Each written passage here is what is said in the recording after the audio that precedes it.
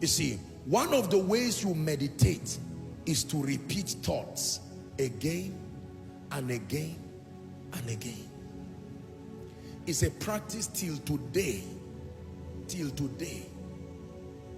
I can play a teaching, play a message, play scriptures, play verses again and again. Sometimes I make declarations myself and record it. Prophetic declarations myself, and I put it on repeat while I sleep. There are times I want to focus on just 2 verses. I meditate on those 2 verses. I first quote them and then make prophetic declarations by myself. They are in my phone. And I play it on repeat. Whether I'm awake or sleeping. Sometimes I'm doing my study and they're playing. The goal is not awareness. I'm transporting it to a realm.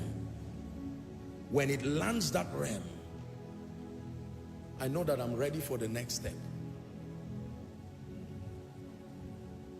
I've shared with you my story.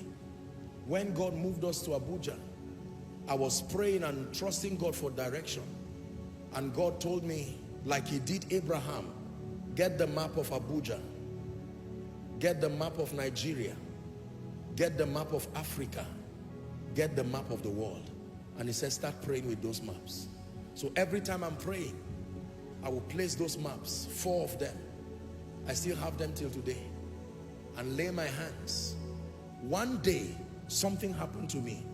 I looked at the map of Abuja and it became small. Very small. The city just became, it's like it just shrunk and it became small. I knew a miracle had happened. I knew Koinonia was ready to start. Because that reality of territorial dominion for the sake of his majesty, that's what happened.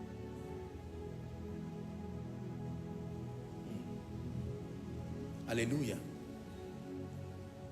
But every once in a while, not every time, I revisit those maps again. And now that God is sending us to the nations, I carry that map of the world sometimes and I look at it.